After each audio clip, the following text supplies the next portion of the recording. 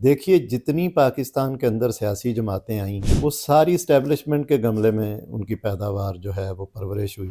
یہ کوئی ایسی چیز نہیں ہے کہ جذبات میں آ کے بس ایک نعرہ لگا دیا گیا حل صرف جماعت اسلامی. سوسائٹی ہماری جو ہے وہ مسلسل ڈکلائن میں جا رہی ہے. مہنگائی کی آپ ریشو دیکھ لیں، بجلی کا بل دیکھ لیں، گیس کا بل دیکھ لیں، پانی کا اب تو بل لاہور میں بہت ہیوی کر دیا گیا ہے، ادویات کی قیمت دیکھ لیں، تعلیم اور تعلیم کا معیار دیکھ لیں، فیسیں دیکھ لیں.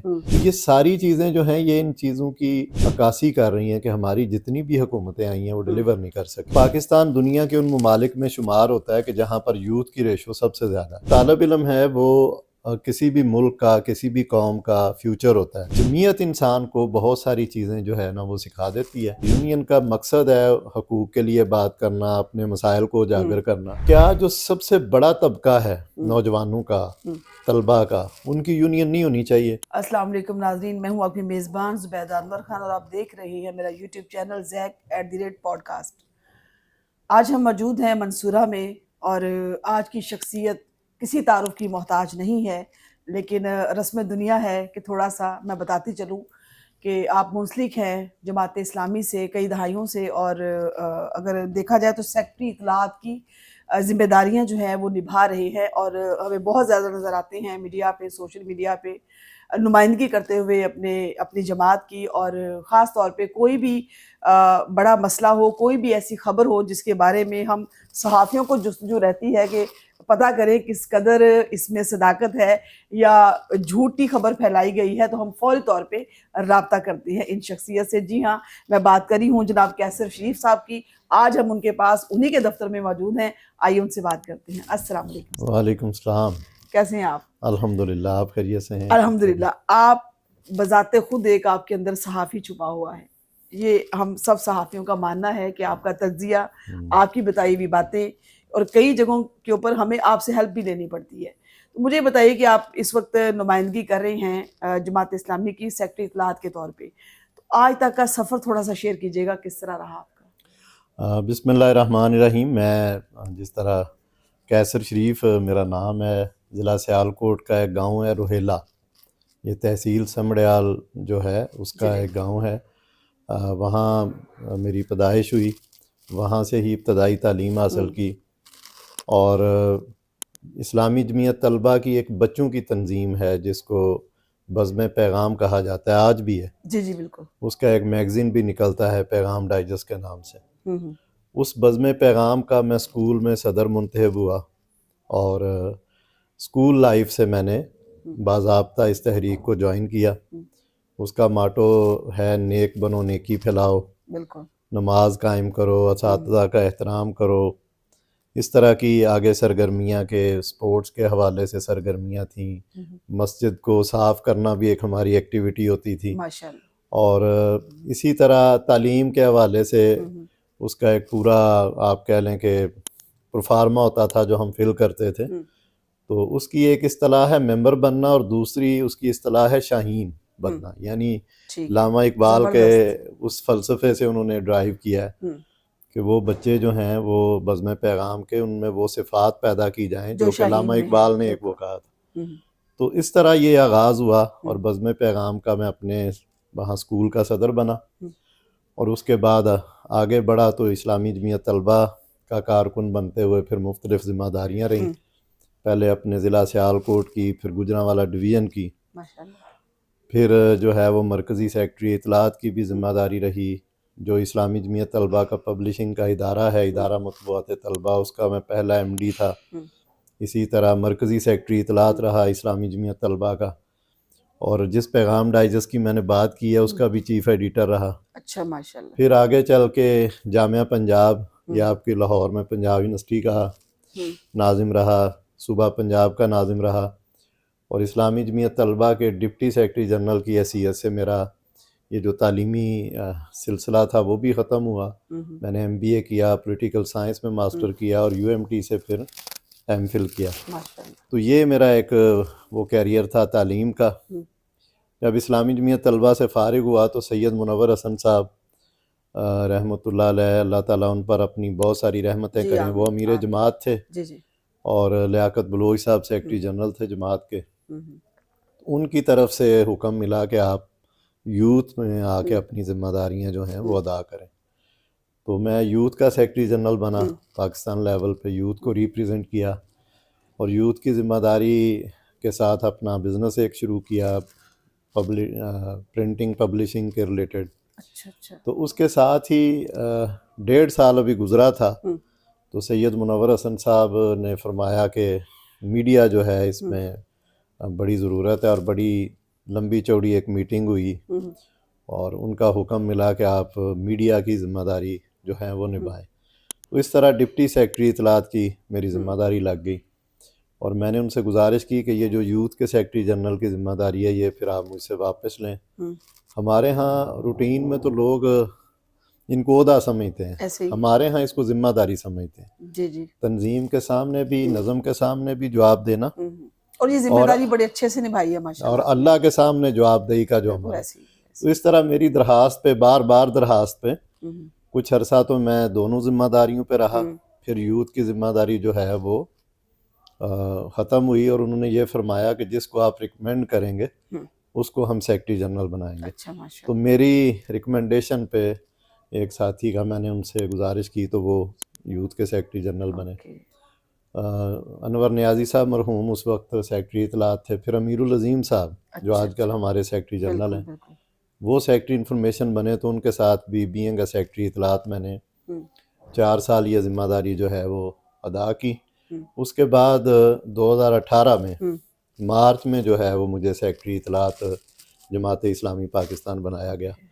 تو گویا یہ سفر بظاہر تو 2 منٹ میں بیان کیا ہے, لیکن اس میں جو ہے وہ کئی سالوں پہ محیط ہے, بہت سارے سال لگ گئے. اور میں یہ کہوں کہ میری یہ خوش قسمتی ہے کہ میں نے 12-13 سال کی عمر میں الحمدللہ اس نظریے سے کسی نہ کسی شکل میں وابستگی اختیار کی تھی. تب سے لے کے آج تک مجھے کوئی 3 دن بھی ایسے نہیں ملتے میں یاد کرتا ہوں کہ میں کہیں اپنی کسی ذمہ داری سے دور گیا ہوں, یا جو ہمارا سسٹم ہے, نظم ہے, اس سے میں باہر نکلا ہوں. بالکل ایسے ہی. تو یہ سفر ہے. جی ماشاءاللہ, بڑا اچھا سفر ہے, اور اللہ خیریت سے آگے بھی جاری رکھے. آمین آمین. اچھا کیسے بھائی بتائیے گا کہ جو طلبہ ہیں ہمارے, ان کا سیاست میں حصہ لینا, کیونکہ ہم دیکھتے ہیں بظاہر ناظرین آپ نے بھی دیکھا ہوگا کہ ہمارے ملک کے اندر ایک بھی ایسا انسٹیٹیوٹ نہیں ہے جہاں پہ ہماری جو گروتھ ہے وہ ایک پولیٹیکل کے طور پہ بھی ہو, ایک اویئرنیس ہو, پتہ ہو لوگوں کو کہ سیاست اصل میں ہے کیا. یہ صحرا بھی جماعت اسلامی کے سر جاتا ہے کہ انہوں نے اس چیز کا شعور جو ہے وہ بیدار کیا. آپ کیا کہتے ہیں, آپ کے نزدیک جو سیاست کا طلبہ کے ساتھ اور طلبہ کا سیاست میں حصہ لینا کتنا ضروری ہے دور حاضر میں؟ دیکھیے, جو طالب علم ہے وہ کسی بھی ملک کا, کسی بھی قوم کا فیوچر ہوتا ہے. بالکل. اور کچھ سالوں بعد اس نے اس ملک کی باغ دوڑ سنبھالنی ہوتی ہے. اگر ہم پوری دنیا کا جائزہ لیں تو ہر جگہ پر طالب علموں کو مختلف مواقع میسر ہیں جس سے وہ گرو کرتے ہیں, جس سے وہ اپنے سسٹم میں, جمہوری نظام میں کیسے چلنا ہے, کیسے اپنی رائے دینی ہے, کیسے کسی مکالمہ کیسے کرنا ہے, اگر آپ کو کوئی چیز پسند نہیں ہے تو اس کو ریجیکٹ کیسے کرنا ہے, یا اپنی دلیل کی بنیاد پر بات کیسے کرنی ہے. تو پاکستان دنیا کے ان ممالک میں شمار ہوتا ہے کہ جہاں پر یوتھ کی ریشو سب سے زیادہ ہے. الحمدللہ یہاں 64-65% کے قریب جو ہے وہ ینگ لوگ ہیں. تو میں یہ سمجھتا ہوں کہ یہ المیہ ہے ہمارے ہاں کہ 1984 میں 9 فروری 1984 ایک سیاہ دن ہے کہ جب جنرل ضیاء الحق صاحب نے پابندی عائد کر دی تھی طلبہ یونین پر.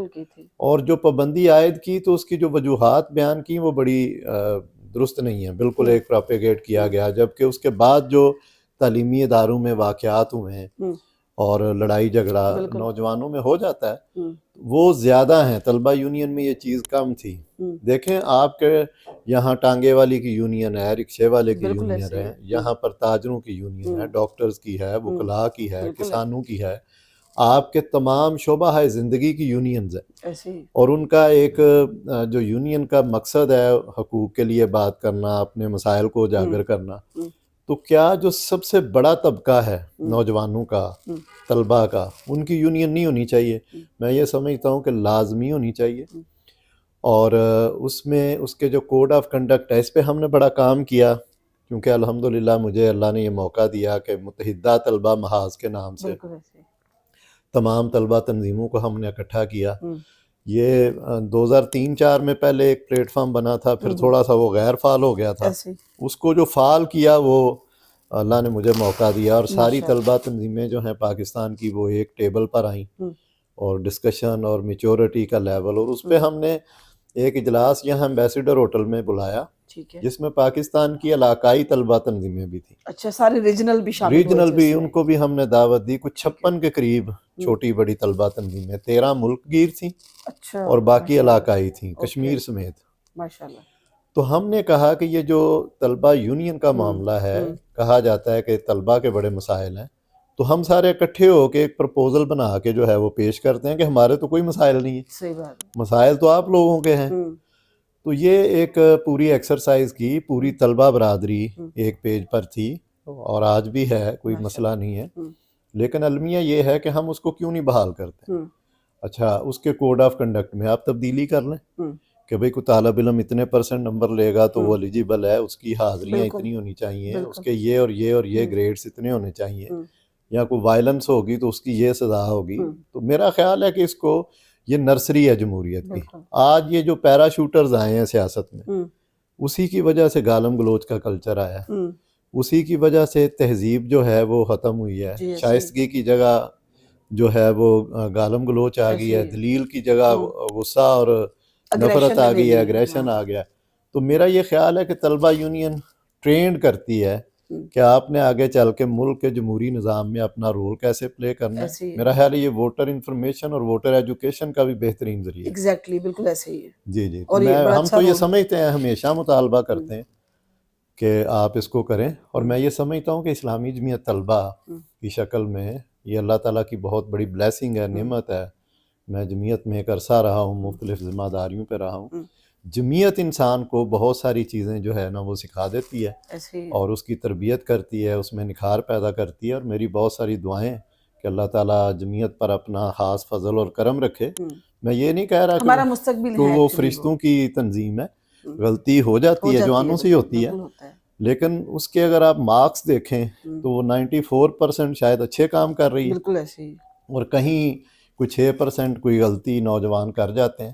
تو میرا خیال ہے کہ 6% کو نہیں ڈسکس کرنا چاہیے, 94% کو ڈسکس کرنا چاہیے, اس کا جو کنٹریبیوشن ہے سوسائٹی میں. ہر شعبے میں پاکستان کے اندر اگر کوئی اچھا فرد آپ کو ملتا ہے تو آپ اس کی تھوڑی سی سرچ کریں, اس کی بیک گراؤنڈ پہ جائیں, آپ کو پتہ چلے گا کہ یہ اس سے کہیں نہ کہیں وابستہ رہا ہے. تو یہ ایک بلیسنگ ہے, اور میں یہ سمجھتا ہوں, تربیت ہو جاتی ہے. میں یہ سمجھتا ہوں کہ اسلامی جمعیت طلبہ جس طرح طلبہ یونین کا مطالبہ کر رہی ہے وہ ایک جائز مطالبہ ہے, ہم بھی اس کو سپورٹ کرتے ہیں, اور ساری طلبہ تنظیموں کو دوبارہ سے اس چیز پہ ورکنگ کر کے گورنمنٹ کو کوئی اپنی سبمیشن دینی چاہیے. جی انشاءاللہ, ہوپفلی کہ یہ جلدی ہو جائے گا, اس کے جو بھی میٹرز ہیں. اچھا سر, بتائیے گا کہ جماعت اسلامی کا جو کرنٹ سینیریو میں دیکھا جائے تو ان کا سلوگن ہے کہ جتنے بھی مسائل درپیش ہیں ملکی سیاست میں, انتخابات میں, جتنے بھی پرابلمز ہیں, حل صرف جماعت اسلامی. تھوڑا سا اس کو بریف کیجیے گا, کیا ویژن لے کر چلنا چاہ رہی ہے, کیا اس کے پیچھے منشور کیا ہے؟ دیکھیے, یہ کوئی جذباتی نعرہ نہیں ہے, یہ کوئی ایسی چیز نہیں ہے کہ جذبات میں آ کے بس ایک نعرہ لگا دیا گیا حل صرف جماعت اسلامی, بلکہ اس کا ایک پورا پس منظر ہے. دیکھیے, جتنی پاکستان کے اندر سیاسی جماعتیں آئیں وہ ساری اسٹیبلشمنٹ کے گملے میں ان کی پیداوار جو ہے وہ پرورش ہوئی, ان کو لایا گیا. لیکن یہ دیکھیں کہ پورے ملک کی جو حالت اس وقت کر دی گئی ہے وہ ان سیاسی جماعتوں میں کوئی ایک بھی ڈیلیور نہیں کر سکا. دعویٰ کیا جاتا ہے کہ فلاں پارٹی نے جناب یہ 2 کام کر دیے, 3 کام کر دیے, لیکن مجموعی طور پر ہماری سوسائٹی مسائل کا گڑھ بن گئی. عام آدمی کی زندگی, پیرامیٹرز یہی ہیں نا. اگر آپ کسی ملک کو دیکھنا چاہتی ہیں کہ وہاں پر کس لیول کی کوئی خوشحالی ہے, بدحالی ہے, تو آپ ان چیزوں سے دیکھتی ہیں کہ عام آدمی کی زندگی جو ہے وہ کیسے گزر رہی ہے. اس کا کھانا پینا آسان ہے یا مشکل ہے, اس کا روزگار کا معاملہ ہے, تعلیم کا معاملہ ہے, روزگار کا معاملہ ہے, امن اور بدامنی کا معاملہ ہے, جو رولز اینڈ لا کا معاملہ ہے کہ وہاں پر اور جرائم کی ریشو کم ہوئی ہے یا زیادہ ہوئی ہے. تو یہ کسی سوسائٹی کو ناپنے کے لیے کچھ پیرامیٹرز ہیں. تو سوسائٹی ہماری جو ہے وہ مسلسل ڈکلائن میں جا رہی ہے. ہمارے خطۂ غربت سے نیچے لوگ کروڑوں لوگ جو ہیں پچھلے 5-7 سالوں میں اضافہ ہو گیا.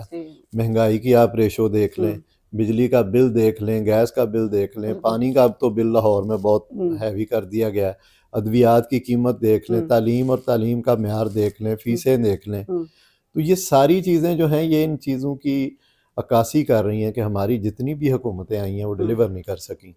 وعدے کیے, سبز باغ دکھائے, لوگوں کو اپنی طرف مائل کیا, ووٹ لیا اور چپ کر کے جو ہے وہ ذاتی فائدے پہ چلی گئیں. اجتماعی فائدے کی کسی کو فکر نہیں. ہمارا جو قرضہ ہے وہ 80,000 ارب روپے تک جا پہنچا ہے اور ایک بندہ ہمارا 2.25 لاکھ روپے کا مقروض ہے.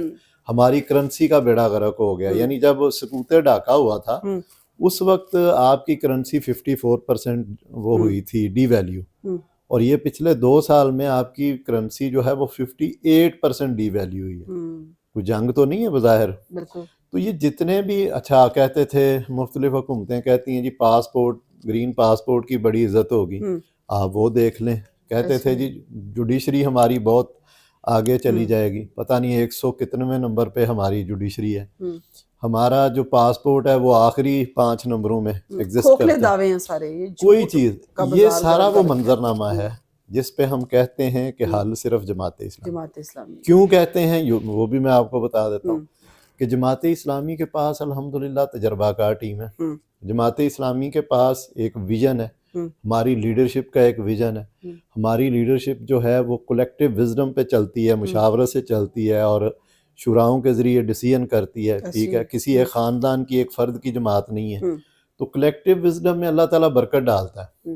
اور جہاں جہاں ہمیں موقع ملا ہے, وہ کراچی کا میئر ہو, وہ کے پی کے سینئر وزیر کی صورت میں سراج الحق صاحب ہوں, جماعت اسلامی کے لوگ ضلعی ناظمین رہے ہیں, جماعت اسلامی نے الحمدللہ ڈیلیور کیا ہے. ہمارے اوپر کوئی داغ نہیں ہے کرپشن کا, ہمارے اوپر کوئی یہ داغ نہیں ہے کہ ہم نے اس سسٹم سے ذاتی فائدہ اٹھایا ہے اور قومی خزانے کو نقصان پہنچایا ہے. ہمارے اوپر الحمدللہ کوئی بندہ یہ نہیں کہہ سکتا کہ جماعت اسلامی نے وعدہ کیا اور پورا نہیں کیا. سراج الحق صاحب نے جب اپنی سینئر منسٹری سے انہوں نے ریزائن کیا تو پشاور میں ایک بہت بڑی مسجد میں جمعہ پڑھا اور انہوں نے اپنے آپ کو پیش کیا احتساب کے لیے کہ میں سراج الحق ہوں, میں سینئر منسٹر رہا ہوں, میرے اوپر اگر کسی کو کوئی شکوہ ہے, گلہ ہے, بڑی بات ہے, تو آپ میرا گریبان پکڑ سکتے ہیں. تو یہ وہ مثالیں تھیں. اب دیکھیں اس میں 1400 پی ایچ ڈی ہمارے جو ہیں وہ انہوں نے ہمارے منشور پر کام کیا. 1400 پی ایچ ڈی کہنا ایک مشکل بات ہے. بالکل. اور اس میں جو مختلف گروپس بنائے تھے امیر جماعت اسلامی سراج الحق صاحب نے, انہوں نے تمام شعبوں کی سفارشات تیار کی اور انہوں نے بتایا کہ پاکستان اس وقت ان مسائل سے دوچار ہے, اس سے نکلنے کے لیے یہ لاہ عمل ہو سکتا ہے. ٹھیک ہے, تو اس سارے منظر نامے میں حل صرف جماعت اسلامی کا نعرہ صرف نعرہ نہیں ہے, یہ عملی تصویر ہے اور بنے گی انشاءاللہ.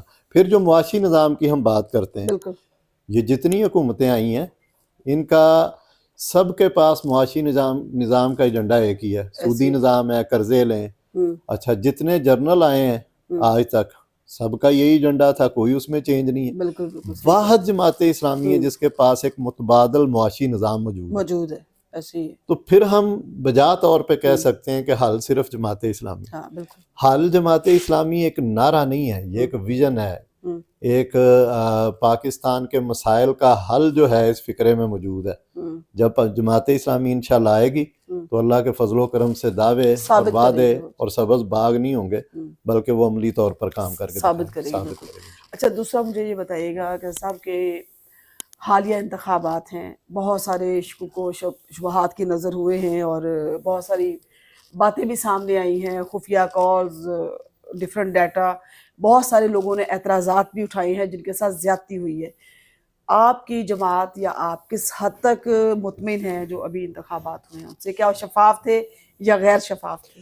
دیکھیے, یہ انتخاب جو ہے یہ پاکستان کی تاریخ میں ایک سیاہ باب کے طور پر یاد رکھا جائے گا.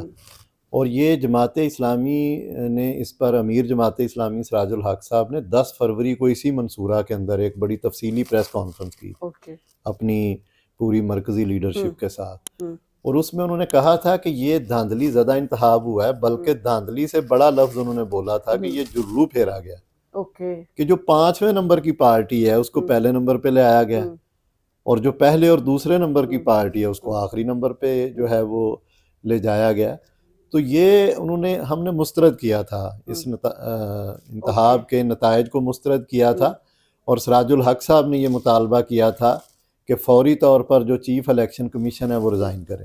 سراج الحق صاحب نے یہ بھی مطالبہ کیا تھا کہ ایک ایسا قومی کمیشن قائم کیا جائے جو فیکٹ فائنڈنگز کے بعد قوم کو آگاہ کرے کہ اصل میں اس پورے انتخاب میں ہوا کیا ہے.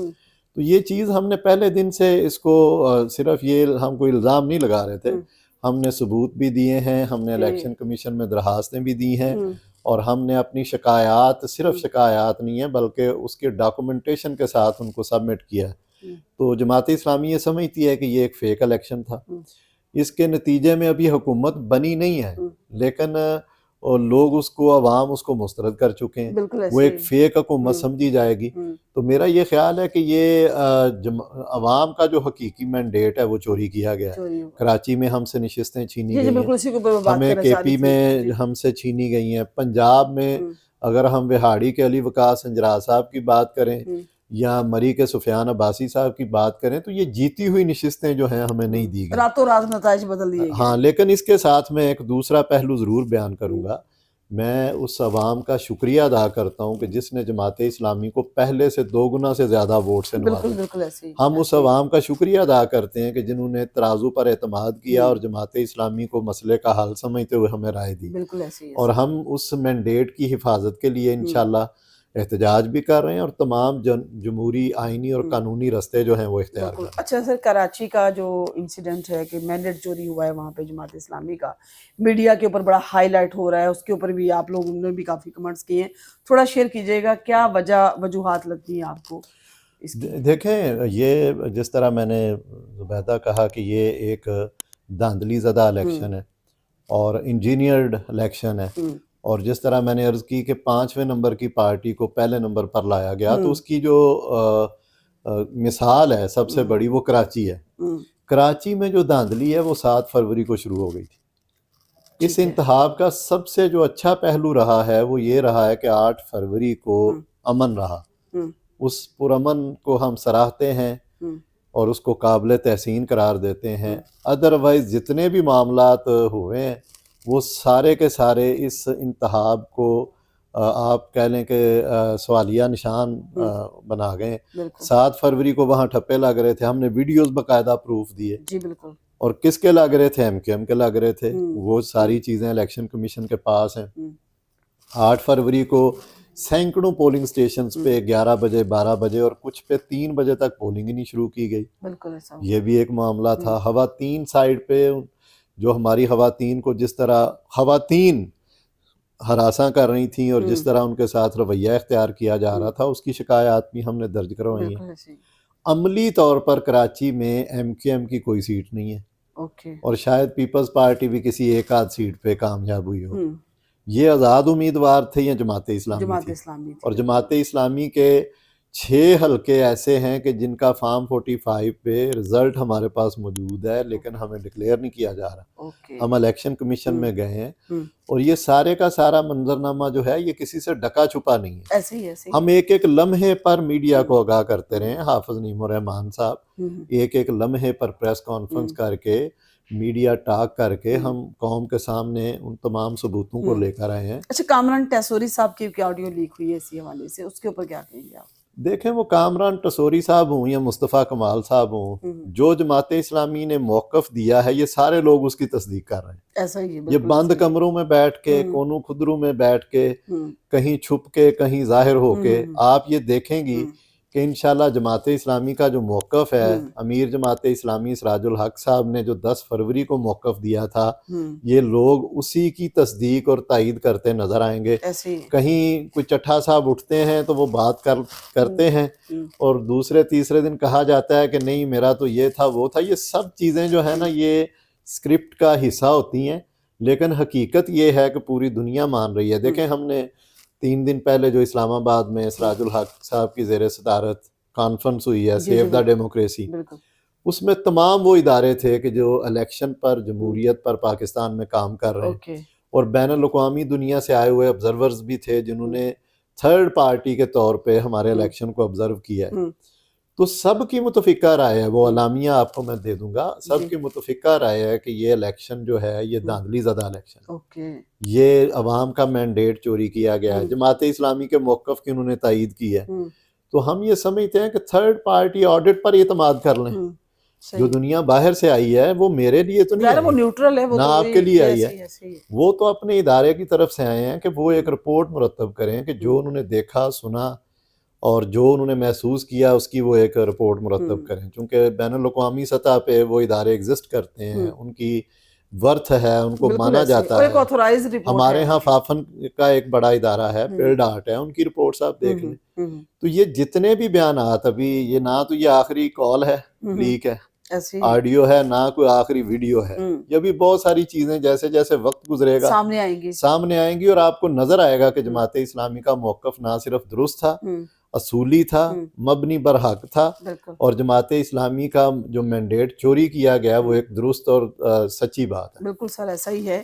اچھا یہ چیزیں آ بھی رہی ہیں سامنے، اور جس طرح آپ نے فرمایا کہ مستقبل میں اور بھی زیادہ ہم چیزیں دیکھیں گے، نکلتے نکلتے تھوڑا ٹائم تو لگے گا۔ نیوٹرل اداروں کی رپورٹ کے مطابق جماعت اسلامی بہت اچھے سے الیکشن کو ون کر پائی ہے، جن علاقوں میں ابھی دھاندلی کے بعد نتائج بدلے گئے۔ تو نیوٹرل سے یاد آیا کہ کیا جماعت اسلامی اسٹیبلشمنٹ کے لیے ایک مشکل جماعت ہے؟ دیکھیے میں یہ سمجھتا ہوں کہ جماعت اسلامی اسلام پسند محب وطن جماعت ہے، اور اسٹیبلشمنٹ ہو، پاکستان کے ادارے ہوں، جماعت اسلامی وہ واحد جماعت ہے جو ان کی دل سے قدر کرتی ہے، عزت کرتی ہے۔ باقی جماعتیں تو گالیاں بھی دیتی رہی ہیں اور جو کچھ تبصرے ہوتے رہے ہیں وہ آپ کے سامنے ہیں، صرف جب مفادات آتے ہیں اکٹھے ہو جاتے ہیں تو اکٹھے ہوتے ہیں، اس کے بعد وہ وہی جو ہے نا برا بھلا کہہ رہے ہوتے ہیں انہیں کو، اور پوری دنیا میں تماشا لگتا ہے۔ بالکل جماعت اسلامی مشکل جماعت نہیں ہے، میں یہ سمجھتا ہوں کہ اسٹیبلشمنٹ جو فیصلے اس حوالے سے کر رہی ہے، اسٹیبلشمنٹ بھی پریشان ہے، بڑے سارے لوگ آزما چکی ہے، کوئی چیز وہ سامنے اس طرح آتی نہیں ہے۔ ہمارا تو بڑا کلیئر اس پہ ہے کہ اگر خدا نخواستہ پاکستان کو کوئی میلی آنکھ سے دیکھے گا تو سب سے پہلے جو اس کی دشمن کی آنکھ پھوڑے گی وہ جماعت اسلامی ہوگی۔ اور ہم اپنے اداروں کی عزت چاہتے ہیں، وقار چاہتے ہیں، ہم چاہتے ہیں یہ گلی محلوں میں، تھڑوں میں، سوشل میڈیا پر ڈسکس نہ ہو، ان کی عزت ہو، وقار ہو، اور پوری قوم جو ہے ان کے ساتھ کھڑی ہو۔ اور جماعت اسلامی نے ہمیشہ پرامن احتجاج کیا ہے۔ اس کے لیے ایک مطالبہ ہم کرتے ہیں، وہ مطالبہ نہیں بلکہ جو وہ کہتے ہیں ہم ان سے گزارش یہی کرتے ہیں کہ اس پر عمل بھی کریں، اور وہ یہی ہے کہ اسٹیبلشمنٹ، عدلیہ اور الیکشن کمیشن، یہ تینوں ادارے جو ہیں یہ نیوٹرل ہوں، یہ کسی کو پسند اور ناپسند پہ نہ چلیں، ہونا بھی چاہیے، بلکہ ساری سیاسی جماعتوں کے لیے، ساری عوام کے لیے یہ برابری کا ایک رویہ رکھیں، اور جب یہ نہیں رکھتے تو اس میں جو نتائج آپ کے سامنے آتے ہیں تو پھر لوگ جو ہیں وہ صرف اس سیاسی جماعت کو برا بھلا نہیں کہتے بلکہ وہ قصوروار ٹھہراتے ہیں ان اداروں کو، طاقتور اداروں کو، کہ جن کی سپورٹ کے ساتھ یہ لوگ آتے ہیں اور ملک کا بھی بیڑا غرق کرتے ہیں، خود فائدہ اٹھاتے ہیں، اور عوام پر جو ہے وہ IMF کی شرائط کا بوجھ لاد دیتے ہیں۔ اور میں یہ سمجھتا ہوں کہ وہ وقت آ گیا ہے، انشاءاللہ جماعت اسلامی کا وقت جو ہے وہ شروع ہو گیا ہے۔ جماعت اسلامی اپنا سیاسی جو مشکل وقت تھا وہ گزار چکی ہے میری نظر میں، آنے والا دور جماعت اسلامی کا انشاءاللہ، اور عوام اس کی پوری طرح تائید کریں گی، اور اللہ نے چاہا تو ہمیں ٹھپے لگوانے کی ضرورت نہیں ہوگی، ہمیں کسی اور اس کی ضرورت نہیں ہوگی، بلکہ یہی اسٹیبلشمنٹ جو ہے وہ انشاءاللہ دیکھے گی کہ جماعت اسلامی میرٹ پر اس ملک کی، قوم کی خدمت کرتی ہوئی نظر آئے گی، اور اپنے اداروں کو مزید مضبوط کرے گی، عزت سے نوازے گی، اور ان کا جو وقار ہے جو مختلف لوگوں نے، سیاستدانوں نے اپنے فائدے کے لیے خراب کرنے کی کوشش کی ہے، اس کو پہلے سے زیادہ بحال کرے گی انشاءاللہ۔ بالکل انشاءاللہ۔ اچھا سر، اب ہم ذکر کر رہے ہیں بار بار کہ پاکستان میں جو ہے وہ پہلے باری کی سیاست کہا جاتا تھا، موروثی سیاست بھی کہا جاتا رہا ہے، باپ کے بعد بیٹی، بیٹے کے بعد پھر بیٹا، اور آباؤ اجداد کی سیاست بن کے رہ گئی ہے پچھلے کئی دہائیوں سے۔ تو اس موروثی سیاست سے نجات کیسے ممکن ہے؟ دیکھیے اس موروثی سیاست سے نجات اسی صورت میں ممکن ہے کہ جب سیاسی پارٹیوں کے اندر حقیقی جمہوریت ہو۔ ہم دیکھتے ہیں کہ کچھ لوگوں کا صرف ڈی این اے کی بنیاد پہ وہ پارٹی کی قیادت بھی کرتے ہیں اور پارٹی کو ہیڈ کر رہے ہوتے ہیں یا پارٹی میں ان کے بڑے اعلیٰ مراتب ہوتے ہیں. ہم یہ سمجھتے ہیں کہ یہ جن پارٹیوں کے اندر جمہوریت نہیں ہے وہ پاکستان کے اندر کیسے جمہوریت کو فروغ دے سکتے ہیں, کیسے چلا سکتے ہیں. تو جب پارٹی کے اندر جمہوریت ہوگی تو عام جو ورکر ہے اس کو بھی موقع ملے گا. جماعت اسلامی وہ واحد پارٹی ہے کہ جس کے اندر الحمدللہ الیکشن بھی ہوتے ہیں اور جس کے اندر مکمل جمہوریت ہے, اور ایک عام آدمی اور مزدور کا بیٹا جو ہے وہ بھی آگے آ کے جماعت اسلامی کی قیادت کر رہا ہوتا ہے. ہمارے سراج الحق صاحب جماعت اسلامی کے 5ویں امیر ہیں, لیکن ان 5 جو عمرہ آئے ہیں آج تک جماعت اسلامی کے, ان میں کوئی بلڈ ریلیشن نہیں تھا, کوئی فیملی ایک نہیں تھی, کوئی کاسٹ ایک نہیں تھی. جی جی بالکل, آپ کے ارکان نے جو فیصلہ کیا وہ اس کے مطابق آگے. مولانا سید ابو العلا مودودی رحمۃ اللہ علیہ نے اپنی زندگی کے اندر یعنی امارت جو ہے وہ دستبردار ہوئے اور آگے سلسلہ چلا. ان کے خاندان, ان کے بچے جماعت سے کچھ لوگ ایسوسیٹ ہیں, لیکن ایسا نہیں ہے کہ وہ صرف اس بنیاد پر جماعت کی قیادت کریں کہ وہ ان کے بیٹے ہیں. حقیقی جمہوریت ہے. پھر یہ واحد جماعت ہے جس میں 25 کے قریب خواتین ووٹ لے کر اس کی مرکزی مجلس شورا میں آ رہی ہیں. پاکستان میں نہیں, دنیا کے اندر کوئی ایسی جماعت نہیں ہے جہاں خواتین کا اتنا بڑا جمہوری نظام کے ساتھ سیٹ اپ ہو اور ان کو آزادی ہو کہ وہ سیاست میں اپنا کردار ادا کریں. یہ صرف اور صرف جو ہے وہ جماعت اسلامی پہ ہے, اور اس میں بھی بالکل کلیئرٹی ہے کہ کسی خاندان کی وہ نہیں ہے, کسی ایک فرد کی وہ نہیں ہے. خود سراج صاحب کی بچوں میں کوئی بندہ جو ہے وہ جماعت کا اس طرح ذمہ دار نہیں ہے, بیٹیوں میں نہیں ہے, ان کی مسز نہیں ہے. تو ایک کارکن کے طور پہ سارے کام کر رہے ہیں, لیکن یہ کہ ذمہ داریوں پہ آنے کے لیے اس جمہوری عمل سے پورا گزرنا پڑتا ہے اور اس کے تقاضے پورے کرنے. میرٹ پہ الیکٹ ہو کے تو آتی ہیں. اچھا سر, ابھی پچھلے دنوں میں امیر جماعت اسلامی نے سراج الحق صاحب نے استعفیٰ دے دیا تھا, لیکن ان کا استعفیٰ قبول نہیں کیا گیا. کیا وجوہات تھی؟ دیکھیں, امیر جماعت اسلامی سراج الحق صاحب نے الیکشن کے بعد استعفیٰ جو دیا اس کی وجوہات انہوں نے یہی بیان کی تھی اپنے استعفے میں کہ وہ مطلوب جو کامیابی تھی جماعت اسلامی کی وہ اس کو نہیں دلوا سکے, اور انہوں نے یہ وہ تو قصوروار نہیں تھے. جی یہی اصل معاملہ. ہماری شورا نے جو ہے ان کا استعفیٰ قبول نہیں کیا تھا, اور انہوں نے کہا تھا متفقہ طور پر کہا تھا کہ آپ اپنا جو ذمہ داری ہے اس کو جاری رکھیں. اور میں یہ سمجھتا ہوں کہ یہ بھی تو جمہوری عمل کا ایک بہت بڑا حصہ ہے نا, کہ امیر جماعت اسلامی پاکستان کسی پارٹی کا سربراہ جو ہے وہ اپنے منصب سے ریزائن کرے. یہ ایک بہت بڑی اخلاقی جرات والا کام ہے جو کسی اور جماعت میں ہمیں نظر نہیں آتا.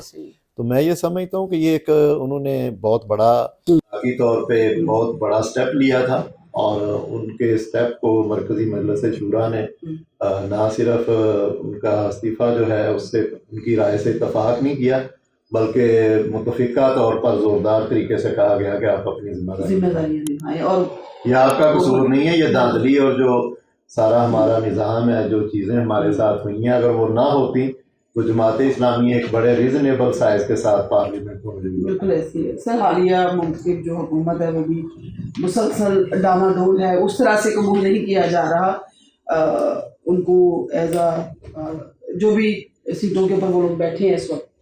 تو آپ کیا سمجھتے ہیں, کیا دیکھ رہے ہیں کہ فیوچر میں جو ہمارے امیر ہیں جماعت اسلامی کے سراج الحق صاحب کس حد تک مفید ثابت ہو سکتے ہیں اس کرنٹ سچویشن میں؟ دیکھیے, آج بھی جماعت اسلامی کی مرکزی مجلس عاملہ کا اجلاس جو ہے وہ ہو رہا ہے منصورہ میں. تو ہم یہ سمجھتے ہیں کہ ہم اپنے مینڈیٹ کی حفاظت کے لیے, اس سارے عمل کے لیے اپنی قانونی آئینی جنگ جاری رکھیں گے. عوام کے ساتھ تو اب پارٹی بچی کوئی نہیں ہے جو کھڑی ہو, ساری پارٹیاں تو حکومت میں ہوں گی.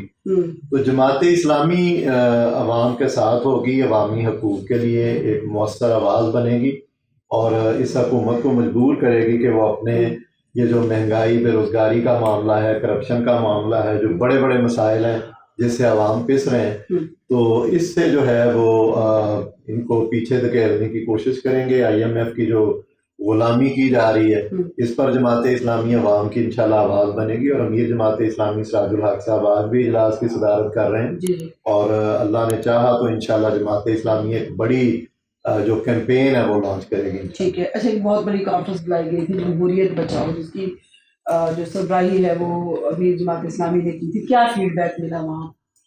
میں عرض کر رہا ہوں جی, اس میں جتنے وہ ادارے جو پاکستان میں الیکشن پر کام کرتے ہیں, جمہوریت پر کام کرتے ہیں, اور اسی طرح مختلف جو ٹیکنوکریٹس ہیں ان کو بھی دعوت دی گئی تھی. پوری دنیا میں جو ادارے یہاں آبزرور کے طور پر آئے تھے ان کا بھی ظاہر, ان کو بھی مدعو کیا گیا, ان کا بھی فیڈ بیک لیا گیا. تو سارے اداروں کا ملا کے جو اعلامیہ جاری ہوا ہے اس میں اس کا اگر ون لائنر میں بتاؤں تو انہوں نے جماعت اسلامی کے موقف کی تائید کی ہے کہ یہ دھاندلی زدہ الیکشن ہے, اور یہ الیکشن جو ہے اس میں مینڈیٹ چوری کیا گیا ہے, اور یہ جو الیکشن ہے اس کو عوام نے مسترد کیا ہے. تو یہ ایک آپ کہہ لیں کہ اس کے 2-3 لائنوں میں اگر نچوڑ نکالا جائے تو وہ یہی ہے. ہم یہ سمجھتے ہیں کہ ہم اپنی جدوجہد کو جاری رکھیں گے انشاءاللہ, عوام کو تنہا نہیں چھوڑیں گے, تمام آئینی اور جمہوری راستے اپنائیں گے, پرامن رہیں گے, اور اللہ تعالیٰ کے فضل و کرم سے عوام کے حقوق کی جنگ لڑیں گے. اور حل جو ہے وہ جماعت اسلامی ہے, اور جماعت اسلامی عوام کو اپنے ساتھ لے کر انشاءاللہ یہ سمجھ لیں کہ ہماری اگلے انتخابات کی تیاری شروع ہوگی. جی انشاءاللہ. اچھا کیسر بھائی, آپ کا کیمرہ ہے اور آپ کو بہت ساری اس وقت جو طلبہ تنظیمیں دیکھ رہی ہیں, کیا میسیج دینا چاہیں گے؟ دیکھیے, میں نوجوانوں کو, طلبہ اور طالبات کو یہ میسیج دینا چاہوں گا کہ آپ پاکستان کا مستقبل ہیں. آپ سے پاکستان کی جو آنے والا دور ہے اس کا فیصلہ ہونا ہے کہ آپ اس میں کس طرح پاکستان کی قیادت کرتے ہیں. تو آگے بڑھیے, اپنی تعلیم پر فوکس کیجئے, اپنے جو جمہوری عمل کو سیکھیں, اور طلبہ تنظیم کسی میں ہے تو اس میں بھرپور طریقے سے کام کریں. میں اسلامی جمعیت طلبہ میں رہا ہوں, مجھے اس بات پر فخر ہے, میں نے اس سے بہت کچھ سیکھا ہے الحمدللہ. اور آج اگر میں پولیٹیکل ورکر کے طور پر ان چیزوں کا ادراک رکھتا ہوں تو اس میں اسلامی جمعیت طلبہ کو کریڈٹ جاتا ہے. تو میں یہ حکومت سے بھی مطالبہ کروں گا کہ حکومت فوری طور پر طلبہ یونین سے پابندی ہٹائے, اور یہ جو ہمارے طلبہ اور طالبات ہیں ان کو موقع دے اپنے اپنے کالجز اور یونیورسٹیز میں کہ وہ طلبہ یونین کا حصہ بنے, اور آنے والے دور میں ایک جمہوری پاکستان, ایک اسلامی پاکستان, ایک خوشحال پاکستان کے سفر کو یہ لوگ آگے لے کر چلیں. میری بہت ساری دعائیں اور نیک تمنائیں اپنی یوتھ کے ساتھ ہیں, اپنے طلبہ اور طالبات کے ساتھ. بہت شکریہ.